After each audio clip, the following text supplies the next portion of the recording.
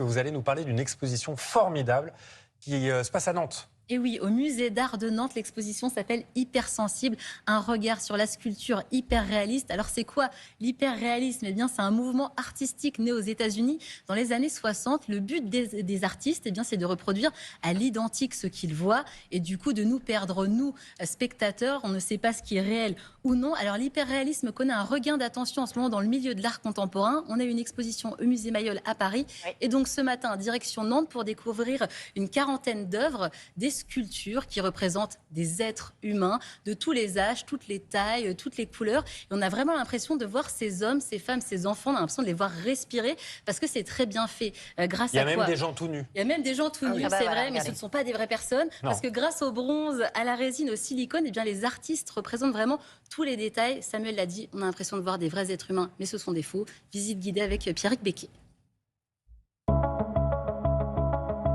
Le pionnier de la sculpture hyper réaliste aux États-Unis, Dwayne Johnson. Son principal atout, c'est de représenter les classes moyennes américaines. Ici, nous avons une cheerleader, une pom-pom girl. Ces êtres qu'on voit dans les films américains depuis les années 60 sont complètement perdus dans leurs pensées. Ils sont absorbés dans leur monde intérieur, ce qui interloque le spectateur quand il vient s'approcher de ces œuvres à taille humaine.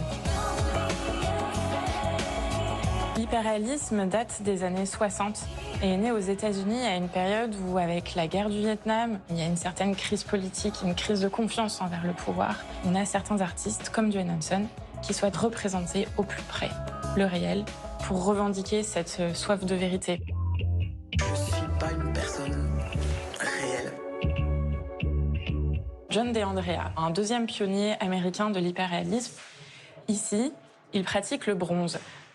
Il moule sur vivant, c'est-à-dire qu'il prend un modèle, il réalise un moulage. C'est le souhait de John DeAndrea en travaillant toujours le nu, beaucoup le nu féminin, c'est de donner cette impression de respiration et de chaleur humaine à quelque chose qui pourtant ne l'est pas. Je n'arrive pas à bouger, mon corps est anesthésié. Mon Dieu, mais quelle heure est-il?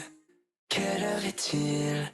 Quels sont les types de matériaux qu'utilisent ces artistes? On a de la résine, on a du bronze, on a du plâtre et puis ici, on a de la céramique avec l'artiste américaine Tipton Land. Elle l'utilise notamment pour faire les rides du menton, des yeux, les joues gonflées.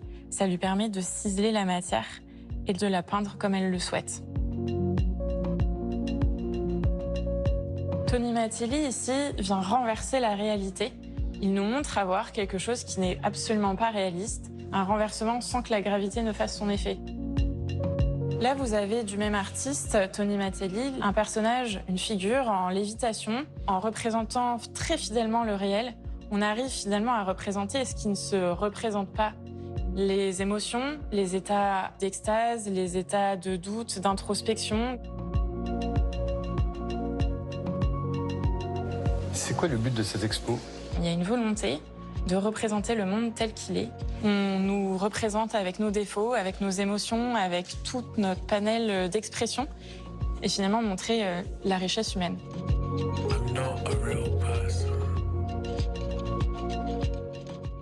C'est incroyable. hyper impressionnant, c'est surtout. Incroyable. Ouais. On voit carrément les poils des gens, le détail. Hyper sensible. Un regard sur la sculpture hyper réaliste. C'est donc au musée d'art de Nantes jusqu'au 3 septembre. On a une dizaine de sculpteurs et sculptrices internationaux qui exposent. Certaines œuvres sont quand même présentées pour la première fois. Et vous l'avez vu, l'effet d'illusion est quand même assez saisissant. Ouais, les artistes essaient de représenter la part la plus immatérielle de l'humain. On voit le sentiment, on voit l'émotion. Et Samuel le dit, ça fait quand même assez peur parce qu'on est partagé entre la fascination et en même temps quand même l'identification et le rejet. Ce qu'il faut savoir, c'est que l'hyperréalisme n'a pas été tout de suite dans les musées parce que c'était jugé un art trop proche du réel, donc pas assez noble. Et enfin, c'est dans les musées pour le plus grand bonheur de nos yeux. J'ai vu l'expo et franchement, elle m'a mis un peu mal à l'aise. Mais c'est pas une raison pour ne pas y aller. Il faut y aller. C'est fait exprès pour déstabiliser. Hyper étrange. Vraiment, on a l'impression d'avoir de vraies personnes en face de nous, notamment les adolescents. Qui sont cachés contre le mur. Cachés contre le mur. On a presque envie d'aller lui taper sur l'épaule pour qu'est-ce qui va pas, quoi. Incroyable. Merci beaucoup, Vintili.